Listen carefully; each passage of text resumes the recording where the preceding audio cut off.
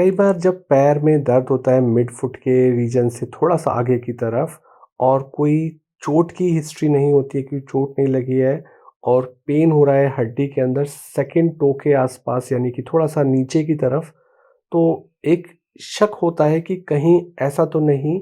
कि यहाँ पे सेकंड मेटाटार्सल के अंदर एक प्रॉब्लम आ रही हो जिसको हम फ्राइबर्ग डिज़ीज़ बोलते हैं।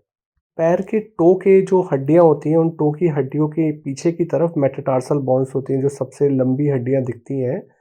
तो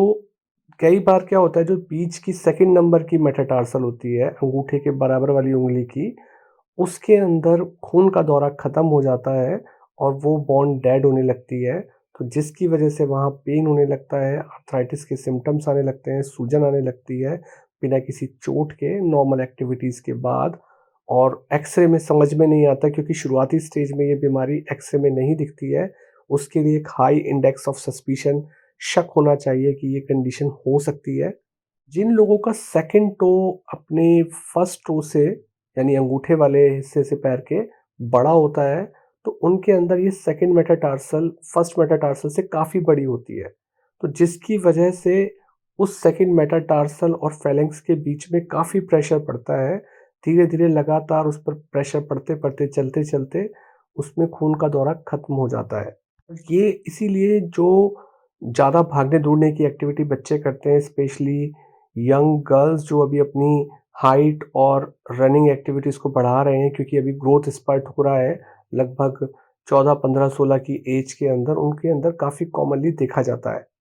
तो ये बच्चे या थोड़ी यंग गर्ल्स जब हील पहनते हैं या बहुत ज़्यादा एक्टिविटी करते हैं, तो उसके बाद उनके मिड फुट के आसपास के एरिया में, मिड फुट से थोड़ा-सा आगे की तरफ सूजन दिखने लगती है और वहाँ सेकंड मेटाटार्सल वाले एरिया को दबाने पे दर्द होने लगता है और एक्टिविटी से ये पेन बढ़ जाते हैं। जब उस हिस्से को दबा के देखा जाता है तो वो बहुत पेनफुल होता है और उस हिस्से के मूवमेंट भी कम हो जाते हैं।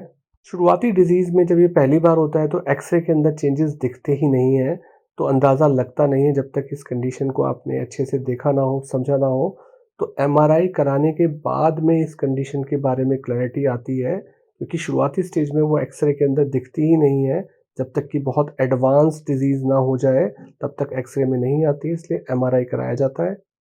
जब डिज़ीज़ बहुत ज़्यादा बढ़ जाती है, काफ़ी समय तक डायग्नोस नहीं होती है, एमआरआई नहीं कराया जाता, तो बाद में एक्स-रे के अंदर भी वो हिस्सा, वहाँ पर बोन्स टूटी हुई दिख सकती है, कोलैप्स दिख सकता है सेकंड मेटाटार्सल के हेड में, आर्थराइटिस के फीचर्स भी दिख सकते हैं थोड़ी लेट डिज़ीज़ के अंदर। तो ऐसे केसेज़ में जब पता लग जाता है तो ट्रीटमेंट के लिए या तो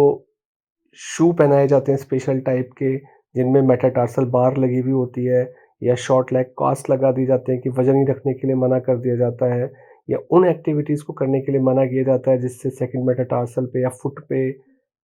इस एरिया में ज़्यादा प्रेशर पड़े। साथ में एंटी इन्फ्लेमेटरी एनासिड्स डॉक्टर की सलाह के साथ-साथ दी जाती हैं। कई बार जब पेन इन सारी चीज़ों के बाद भी आराम नहीं मिल रहा होता है, तो तब सर्जिकल ट्रीटमेंट की कंडीशन आती है, जहाँ पे उस बॉन के उस हिस्से को जो खराब हो चुका है, उसको हटाया जाता है, डिब्राइडमेंट किया जाता है और दूसरे सर्जिकल पॉसिबिलिटीज़ भी साथ-साथ रहती हैं।